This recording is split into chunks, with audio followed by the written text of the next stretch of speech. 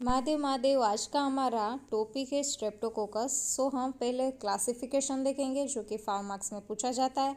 इन Streptococcus पायोजन जो bacteria है उसको आज हम डिटेल में पढ़ने वाले हैं। ठीक है, देखो, अगर हम बेटा ग्राम स्टेनिंग के बेसिस पर अगर बात करें, डिवाइड करें बैक्टीरिया को, तो हम उसे 4 कैटेगरी में डिवाइड कर सकते हैं। फर्स्ट है gram positive cocci, gram positive bacilli, gram negative cocci and gram negative bacilli. Gram positive cocci हमने स्टार्ट किया हुआ था। ग्राम पॉजिटिव कोकाई में स्टेफाइलोकोकस हमने पढ़ लिया है और आज हम जो बात करने वाले वो है स्ट्रेप्टोकोकस। स्ट्रेप्टोकोकस के बाद हम ये जो gram positive bacilli, gram negative cocci, gram negative bacilli, जो भी उसमें इंपॉर्टेंट बैक्टीरिया है वो हम बाद में पढ़ेंगे। आज हम जो बात करने वाले हैं वो है स्ट्रेप्टोकोकस। और स्ट्रेप्टोकोकस में भी कौन सी स्पीसीज स्ट्रेप्टोकोकस पायोजन हम डिटेल में पढ़ने वाले हैं। फिर हम स्ट्रेप्टोकोकस न्यूमोनी के बारे में पढ़ेंगे एंड देन हम फिर ग्राम पॉजिटिव बेसिलाई स्टार्ट करेंगे। चलो देखते हैं Streptococcus. Streptococcus gram positive cocci है, आप सभी को पता है। अगर आपको पता नहीं है कि ग्राम पॉजिटिव क्या होता है, कोकाई क्या है, तो पहले तो आप जो भी बेसिक वीडियो है, ठीक है, ग्राम स्टेनिंग की, तो वो आप पहले जाके देखो, क्योंकि आपका बेस क्लियर नहीं होगा तो यहाँ पर बैक्टीरिया पढ़ने का कोई मीनिंग नहीं है।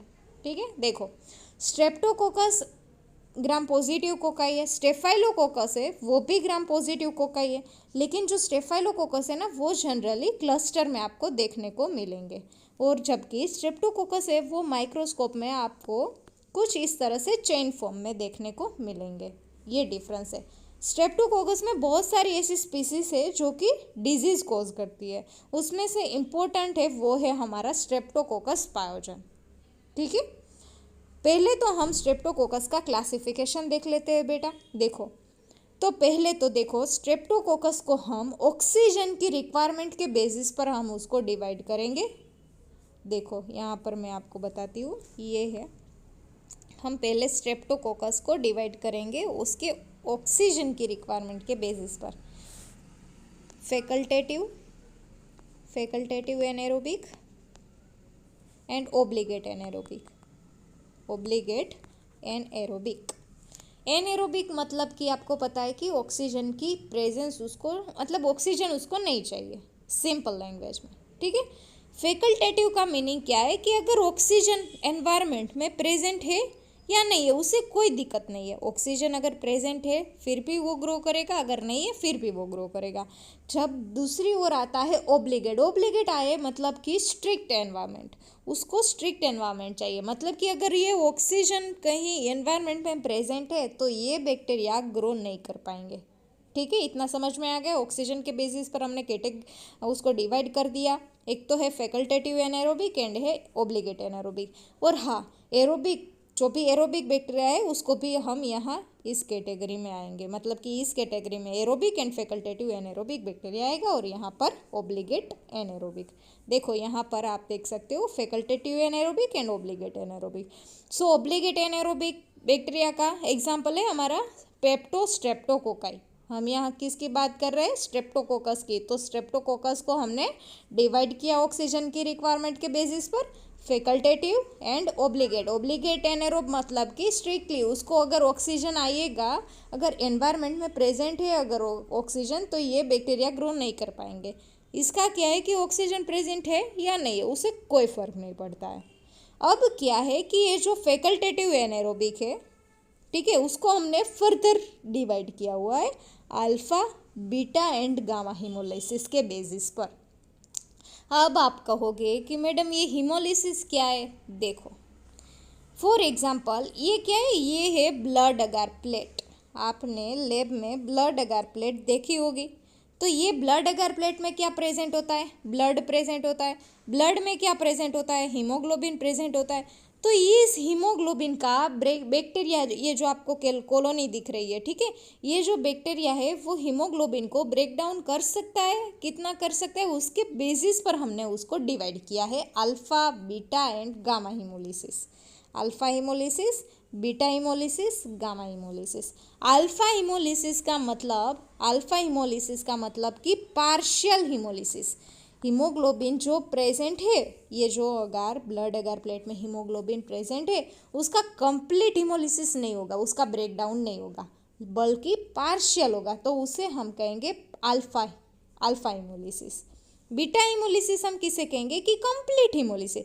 फॉर एग्जांपल ये कॉलोनी है, ये बैक्टीरियल कॉलोनी है, उसके ये देखो एक मिनट, ये है बैक्टीरियल कॉलोनी, उसके आसपास आपको क्लियर जोन देखने को मिलेंगे। देखो मतलब कि यहाँ जो भी हीमोग्लोबिन है उसका कंप्लीट हीमोलिसिस हुआ है, तो उसे हम कहेंगे बीटा हीमोलिसिस।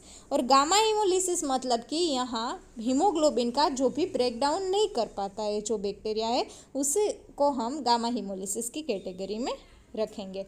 तो यहाँ पहले तो आप देख लो, अल्फा हीमोलिसिस में कौन कौन से बैक्टीरिया आएंगे, स्ट्रेप्टोकोकस विरिडियंस एंड स्ट्रेप्टोकोकस न्यूमोनी। यहाँ पर लिख लो, मैंने नहीं लिखा है गलती से, Streptococcus viridans and streptococcus pneumoniae जो कि अल्फा हीमोलिसिस में आएंगे।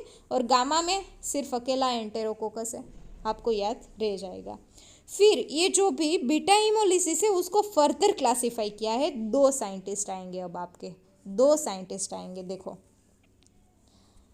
पहले तो आएंगे लेंसफील्ड, पहले आएंगे लेंसफील्ड।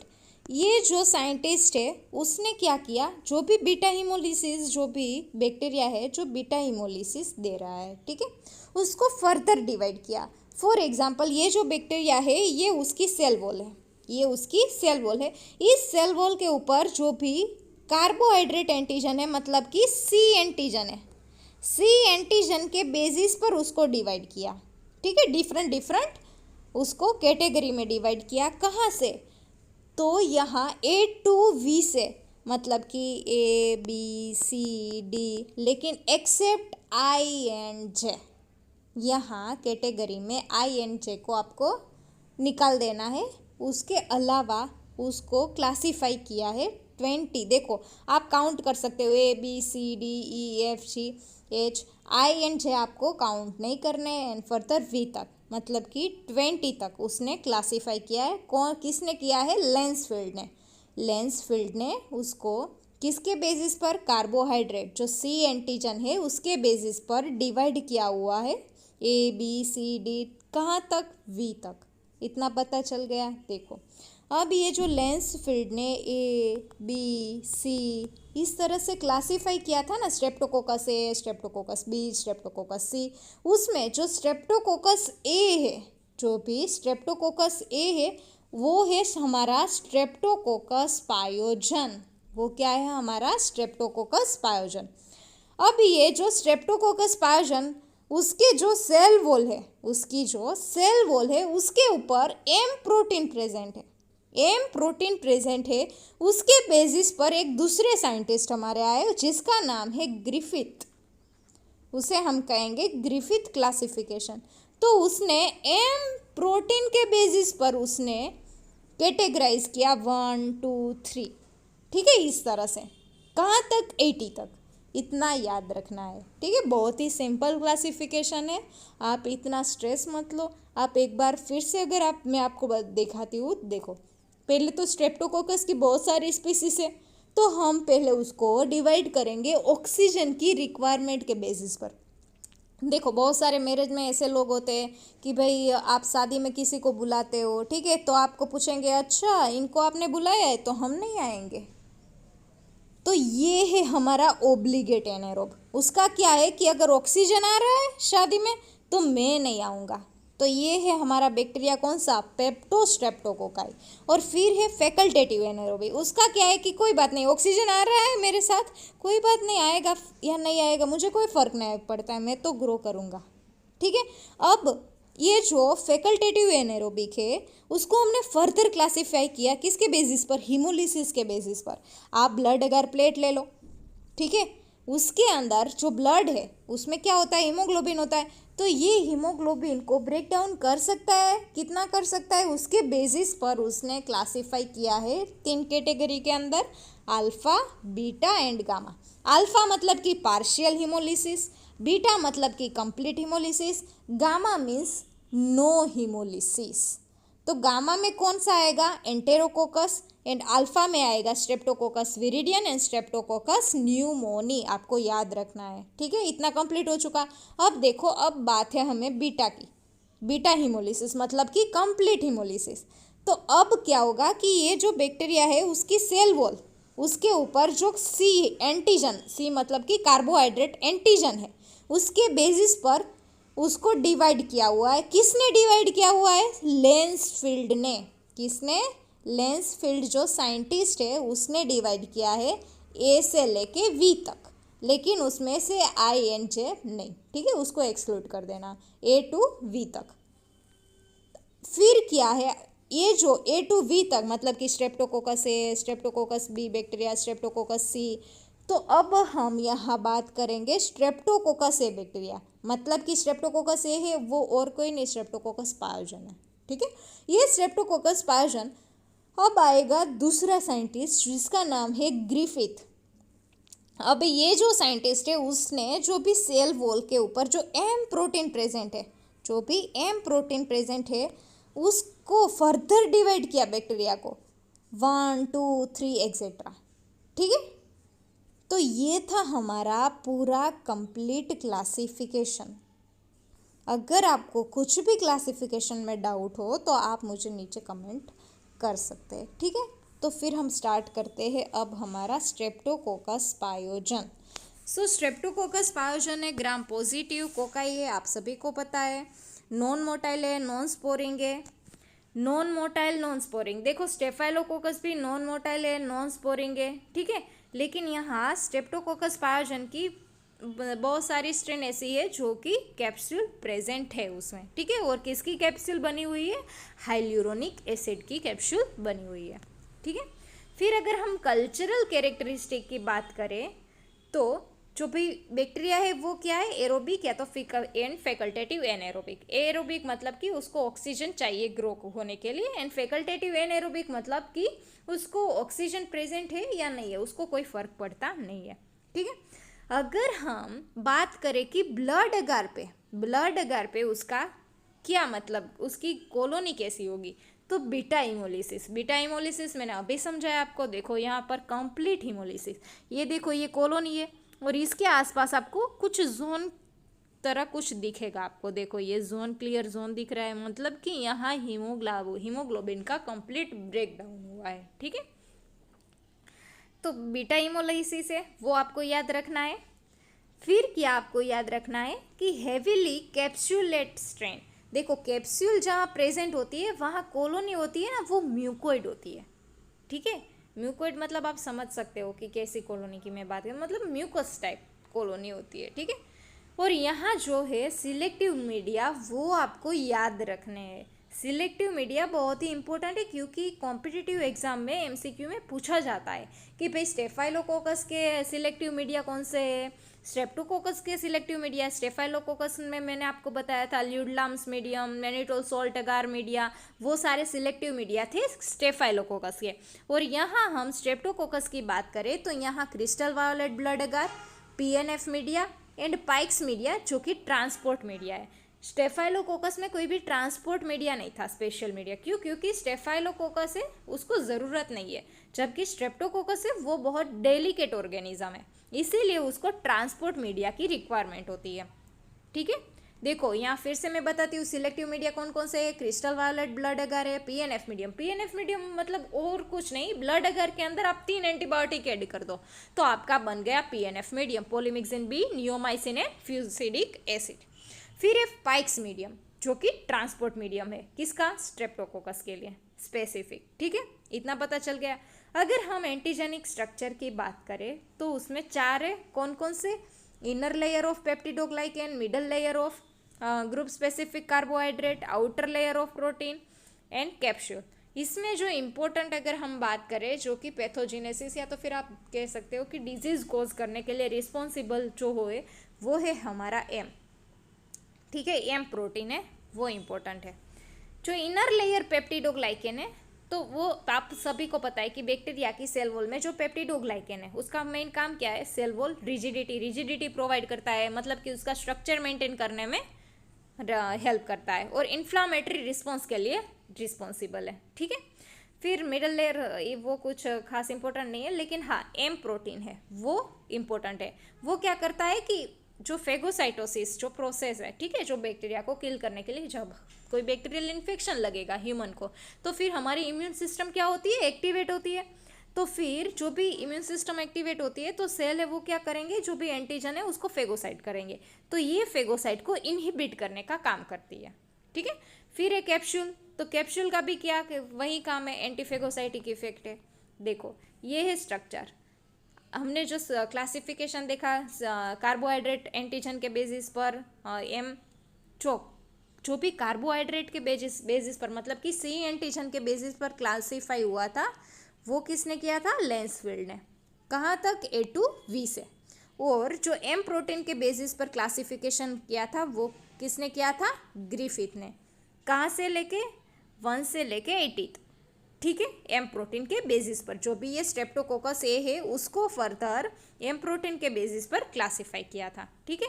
ये मैंने फिर से रिवाइज करा दिया आपको ताकि समझ में आ जाए, ठीक है। देखो जो भी एम प्रोटीन है वो क्या करता है, इनहिबिट करता है phagocytosis and inflammatory mediator, release inflammatory mediators and cause it toxic shock syndrome. देखो यहाँ पर भी टॉक्सिक शॉक सिंड्रोम है, और जब हम स्टेफाइलोकोकस की बात कर रहे थे वहाँ भी टॉक्सिक शॉक सिंड्रोम होता था, ठीक है।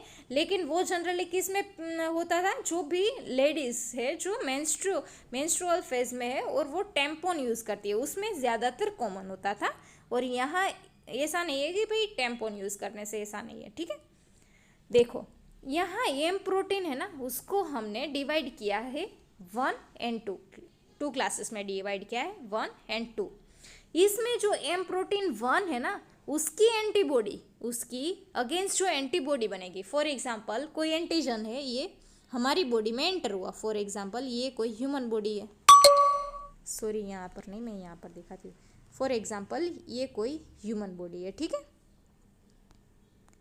तो अगर कोई एंटीजन आपकी बॉडी में एंटर हुआ, आपकी बॉडी में क्या हुआ, एंटर हुआ, तो हमारी इम्यून सिस्टम क्या होगी, एक्टिवेट होगी, तो उसके अगेंस्ट हमारी बॉडी एंटीबॉडी बनाएगी, ठीक है। तो ये जो एंटीबॉडी बनाई है हमारी बॉडी ने कि जो एंटीजन को डिस्ट्रॉय करने के लिए हेल्प करती है, लेकिन ये एंटीबॉडी अगर हमारे ही ऑर्गन को, हमारे ही जो भी सेल है, हमारे ऑर्गन है, बहुत सारे ऑर्गन ऐसे है कि जो मोलेक्युलर मिमिक्री करते हैं। अब आपको पता, अब आपको लगेगा ये मोलेक्युलर मिमिक्री क्या है, देखो मैं आपको समझाती हूँ। फॉर एग्जाम्पल ये स्ट्रेप्टोकोकस है, ये स्ट्रेप्टोकोकस बैक्टीरिया है, सॉरी ये है स्ट्रेप्टोकोकस बैक्टीरिया। उसके जो एंटीजन है ना, सिमिलर एंटीजन, फॉर एग्जाम्पल ये है हमारा हार्ट, ये है हमारा हार्ट, सेम एंटीजन स्ट्रक्चर हमारे हार्ट पर है, हमारे जो भी सेल है हार्ट के उसके ऊपर है। तो हमारी बॉडी ने एंटीबॉडी बनाई किसके अगेंस्ट, ये जो एंटीजन है, ये जो बैक्टीरिया है उसको किल करने के लिए हमारे बॉडी ने एंटीबॉडी बनाई। लेकिन क्या होगा कि अभी ये एंटीबॉडी है वो डिफ्रेंशिएट नहीं कर पाएगी कि ये जो एंटीजन है, ये जो एंटीजन है वो फॉरेन है या नहीं। फॉर एग्जाम्पल ये हमारे हार्ट के भी एंटीजन सिमिलर है, तो ये एंटीबॉडी रिएक्ट करेगी हमारे हार्ट के एंटीजन के साथ, ठीक है, तो उसको ही डिस्ट्रॉय करेगी। तो यहाँ जो डिजीज कोज कर रहा है वो कौन कर रहा है, बैक्टीरिया कर रहे हैं, नहीं बैक्टीरिया नहीं कर रहा है बेटा। यहाँ जो हमारी बॉडी हमारी इम्यून सिस्टम जो एक्टिवेट हुई है, उसने जो एंटीबॉडी बनाई है वो डिफ्रेंशिएट नहीं कर पा रही है कि भाई ये हमारे ही खुद के एंटीजन है या बाहर के एंटीजन है। तो वो क्या करेगी, हमारे ही सेल को डिस्ट्रॉय करने लगेगी, ठीक है। तो उसे कहेंगे र्यूमेटिक फीवर। ये है र्यूमेटिक फीवर। र्यूमेटिक फीवर मतलब कुछ नहीं कि फॉर एग्जांपल ये स्ट्रेप्टोकोकस जब हमारी बॉडी में एंटर होगा तो उसके अगेंस्ट हम क्या करेंगे, एंटीबॉडी बनाएंगी, हमारी बॉडी उसके अगेंस्ट एंटीबॉडी बनाएगी और वो किल करना चाहती है इस बैक्टीरिया को। लेकिन सेम एंटीजन कहाँ पर है, हार्ट में, जो भी हमारे हार्ट सेल है वहाँ पर भी सिमिलर एंटीजन है, ठीक है। तो अब हमारा जो ये एंटीबॉडी बनी हुई है ना वो डिफ्रेंशिएट नहीं कर पाएगी कि ये हमारे खुद के एंटीजन है या फिर फॉरेन एंटीजन है। तो ये एंटीबॉडी हमारे हार्ट के सेल है उसके साथ भी रिएक्ट करेगी, ठीक है, और उसको कर देगी डिस्ट्रॉय। तो उसे हम कहेंगे रूमेटिक फीवर। इतना पता चल गया। फिर आता है हमारा टॉक्सिन। तो यहाँ टॉक्सिन है, हीमोलाइसिन टॉक्सिन है, स्ट्रेप्टोकोकल पायरोजेनिक एक्सोटॉक्सिन, एंजाइम से बहुत सारे जो कि रिस्पॉन्सिबल है एज अ वायरुलेंस फैक्टर। क्यों? क्योंकि ये जो सारे टॉक्सिन है वो क्या करेंगे, फॉर एग्जांपल हीमोलाइसिन की अगर बात करें तो वो क्या करेंगे, आरबीसी की मेम्ब्रेन है उसको लाइस कर देंगे, उसको ब्रेक डाउन कर देंगे। तो इसमें हीमोलाइसिन में 2 हीमोलाइसिन प्रोड्यूस करते हैं, streptococcus, streptolysin O and streptolysin S. फिर है स्ट्रेप्टोकोकल पायरोजेनिक एक्सोटॉक्सिन जो कि क्या करता है, इंड्यूस करता है fever, rheumatic fever, scarlet fever induce करता है। ठीक है। फिर नेक्रोटाइजिंग मतलब कि जो भी टिश्यू है उसको भी डिस्ट्रॉय कर देता है। फिर है हमारे बहुत सारे एंजाइम मतलब कि स्ट्रेप्टोकाइनेज है, वो क्या करता है, फाइब्रिनोलाइसिन एक्टिविटी है। फाइब्रिनोलाइसिन अगर आपने कोएगुलेशन अगर आपने पढ़ा है कहीं पे, ठीक है, तो आपको पता होगा कि जब फॉर एग्जांपल ये नॉर्मल ह्यूमन बीइंग है, ठीक है, और ये है हमारी ब्लड वेसल, अगर यहाँ क्या हुआ, कट लग गया, यहाँ पर कट लग गया, तो फिर क्या होगा कि ब्लड फ्लो होना स्टार्ट हो जाएगा। तो फिर थोड़ी टाइम के बाद यहाँ पर क्या बन जाएगा, क्लोट बन जाएगा। ठीक है। फिर क्लोट जब आपका घाव है वो अच्छे से हो गया है, फिर क्या होगा, फाइब्रिनोलाइसिन आएगा। क्यों? क्योंकि ये जो क्लोट हुआ है, ठीक है, उसको डिस्ट्रॉय भी तो करना पड़ेगा आपको, इसीलिए आएगा आपका प्लाज्मिनोजन, वो कन्वर्ट होगा प्लाज्मिन के अंदर और ये जो आपका कोएगुलेशन हुआ है उसको डिसॉल्व कर देगा। ठीक है। तो ये काम है हमारे, लेकिन ये फाइब्रिनोलाइसिन है वो क्या करता है कि मतलब ज़्यादा ये जो स्ट्रेप्टोकाइनेज है वो क्या करेगा कि आपके जो भी वॉल है, ठीक है, उसको डैमेज हुई है तो ये प्लाज्मिनोजन को प्लाज्मिन के अंदर कन्वर्ट कर देगी और आपका जो भी क्लोट फॉर्मेशन है वो ही इनहिबिट कर देगा। ठीक है। तो ये था उसका मेन। फिर बहुत सारे एंजाइम है, डीएनएज है, हाइल्यूरोनिडेज है, एनएडीएज है, मतलब कि निकोटिनाइड एंड डाइन्यूक्लियोटाइड, ये भी एज अ पैथोजेनेसिस के बेसिस पे मतलब कोज करते हैं बहुत सारे। फिर एक क्लिनिकल मैनिफेस्टेशन मतलब कि क्या क्या कोज करता है, तो आप सभी को पता है कि एंटर कहाँ से होगा, हमारे रेस्पिरेटरी ट्रैक्ट थ्रू। ठीक है। तो रेस्पिरेटरी इन्फेक्शन कोज करेंगे, स्कारलेट फीवर कोज करेंगे, मतलब कि वासोडाइलेशन कर देंगे, जो भी आपकी ब्लड वेसल है उसको वासोडाइलेट कर देंगे। तो आपको मैंने इमेज, सॉरी मैं भूल गई, आपको इमेज रखनी थी मुझे, लेकिन कोई बात नहीं, मैं आपको बता दूंगी नेक्स्ट वीडियो में। फिर है skin and soft tissue infection, उसमें है इम्पेटिगो एंड इरिप्सेलिस। तो उसमें क्या है बेटा कि देखो ये जो आपका है ये है इम्पेटिगो, ये है इम्पेटिगो, ये है इम्पेटिगो। यहाँ आप देख सकते हो कि हनी कॉम्ब लाइक स्ट्रक्चर है, हनी कॉम्ब लाइक स्ट्रक्चर है। और फिर है दूसरा इरिप्सेलिस, यहाँ आपको ऑरेंज लाइक स्ट्रक्चर देखने को मिलेगा, कुछ इस तरह से वासोडाइलेट हो जाती है आपकी जो स्किन होती है। ठीक है। तो आपको इस तरह से स्किन मतलब कि skin and soft tissue infection भी हो सकता है। एंड टॉक्सिक शॉक सिंड्रोम अगर जो बैक्टीरिया है अगर इन्वेड हो चुके हैं, ठीक है, तो बैक्टीरियमिया कोज कर सकता है ब्लड में। फिर अगर ब्लड ब्रेन बैरियर क्रॉस करेगा तो मेनिंजाइटिस भी कोज कर सकता है। ठीक है। तो मतलब कि यहाँ आपने देखे सुप्यूरेटिव एंड नॉन सुप्यूरेटिव। सुप्यूरेटिव मतलब कि जहाँ की पस आपको पस फॉर्मेशन होगा, नॉन सुप्यूरेटिव मतलब कि पस फॉर्मेशन नहीं होगा। यहाँ जो भी इन्फेक्शन है, जो भी आपको डिजीज़ हो रहे हैं वो बैक्टीरिया की वजह से हो रहा है, इसीलिए यहाँ पर क्या हो रहा है, पस फॉर्मेशन होगा।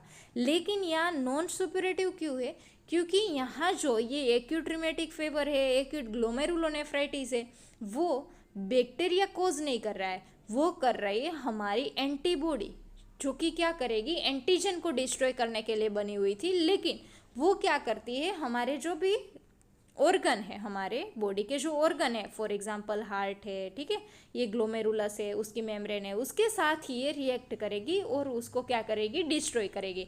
तो यहाँ पस फॉर्मेशन नहीं होगा। ठीक है।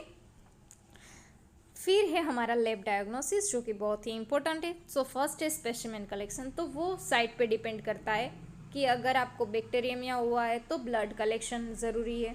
फिर मेनिंजाइटिस आपको लग रहा है, अगर डॉक्टर आपको कहेंगे कि भाई ये करवाने हैं वो करवाने हैं टेस्ट, ठीक है, तो वो क्या होता है कि आपकी साइट डिपेंड होती है कि भाई आपको कहाँ कहाँ इन्फेक्शन हुआ है, उसके बेसिस पर आपको स्पेसिमेन कलेक्ट करना होता है। तो जनरली स्वॉब है, थ्रोट स्वॉब है, पर्स स्वॉब है, एक्सुडेट है, ब्लड है, वो आप कर सकते हो। और यहाँ ट्रांसपोर्ट मीडिया है, वो है हमारा पाइक्स मीडिया, ठीक है। फिर है डायरेक्ट स्मीयर माइक्रोस्कोपी। तो डायरेक्ट स्मीयर माइक्रोस्कोपी में आप जब देखोगे कोई भी स्पेसिमेन है, उसको ही आपको क्या करना है, डायरेक्ट उसका स्मीयर बना देना है और माइक्रोस्कोप के अंदर आपको ऑब्जर्व करना है, तो आपको ग्राम पॉजिटिव कोकाई देखने को मिलेंगे। फिर हम बात करेंगे कल्चर की। तो जो भी बैक्टीरिया है स्ट्रेप्टोकोकस पायोजन, वो जनरली फास्टिडियस बैक्टीरिया है। फास्टिडियस का मीनिंग क्या है कि मतलब वो स्पेसिफिक, फास्टिडियस बैक्टीरिया मतलब कि उसको स्पेसिफिक रिक्वायरमेंट है। अगर आपके मीडिया में उसको स्पेसिफिक ग्रोथ रिक्वायरमेंट नहीं मिल रही है तो वो बैक्टीरिया ग्रो नहीं कर पाएंगे। मतलब कि ये बैक्टीरिया न्यूट्रिएंट अगर में ऐसे ग्रो नहीं हो पाएंगे, ठीक है। उसको एनरिच्ड मीडिया चाहिए, मतलब कि एग, सीरम, ब्लड, ऐसे एनरिच्ड मीडिया चाहिए, तभी वो ग्रो कर पाएंगे, ठीक है। सो हम बात करें ब्लड अगर में उसका ग्रोथ कैसा होगा, तो आप सभी को पता है कि बीटा हिमोलिसिस होगा। अगर ब्रेन हार्ट इन्फ्यूजन मीडिया में अगर हम उसको ग्रो करते हैं तो वो ग्रेन्युलर टर्बिडिटी आपको देखने को मिलेगी, ठीक है। फिर है सिलेक्टिव मीडिया। यहाँ किसकी बात हो रही है, क्रिस्टल वायलेट ब्लड अगर एंड पीएनएफ मीडिया। आपको ये दोनों मीडिया आपको याद रखने हैं जो सिलेक्टिव मीडिया है, ठीक है। फिर है कल्चर स्मीयर, जो भी आपने कल्चर किया है। फॉर एग्जाम्पल ये आपकी प्लेट थी, ये आपकी प्लेट है, फॉर एग्जाम्पल ब्लड अगर प्लेट है, तो आपने क्या किया, आपने जो भी स्पेसिमेन आया है उसको आपने इनोक्यूलेट कर दिया कुछ इस तरह से, ठीक है। और फिर आपकी जो कॉलोनी आई है, ठीक है, उसमें से आपको क्या करना है, स्मीयर बनाना है, ताकि आप अच्छे से कंफर्म कर पाए। तो आप जब स्मीयर को ऑब्जर्व करोगे माइक्रोस्कोप के अंदर, तो ग्राम पॉजिटिव आपको कोकाई देखने को मिलेंगे और नॉन मोटाइल होगे। अगर आप हैंगिंग ड्रॉप मेथड से अगर आप मोटिलिटी चेक करते हो तो आपको non motile cocci bacteria observe होगे, ठीक है। Hanging drop method I think आपको पता होगा, फिर भी मैं बता देती हूँ। देखो, आपको क्या करना है, एक कवर स्लिप लेनी है, ठीक है। और उसमें जो भी कॉलोनी है, कॉलोनी का जो आपने सस्पेंशन बनाया हुआ है, ठीक है, आपको पेप्टोन वाटर लेना है, उसके अंदर कॉलोनी को डिसोल्व करना है, मिक्स करना है अच्छे से, और फिर इसमें से वायर लूप की मदद से आपको छोटा सा स्मॉल ड्रॉप आपको लेना है कवर स्लिप के ऊपर। फिर आपको क्या करनी है, कॉनकेव स्लाइड लेनी है, और ये फॉर एग्जांपल ये है हमारी कॉनकेव स्लाइड, ठीक है। कुछ इस तरह से होल होती है बीच में से, उसको आपको इनके ऊपर रखना है, ठीक है। और फिर आपको माइक्रोस्कोप में ऑब्जर्व करना है।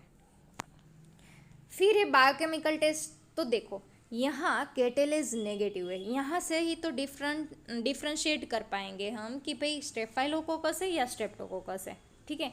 अगर आपने माइक्रोस्कोप में देखा कि भाई ग्राम पॉजिटिव कोकाई बैक्टीरिया है, ठीक है। देखो, ऐसा नहीं होता है कि बहुत बार ऐसा भी हो सकता है कि भाई क्लस्टर फॉर्म में या चेन फॉर्म में आपको अच्छे से नहीं दिख रहे हैं, ठीक है।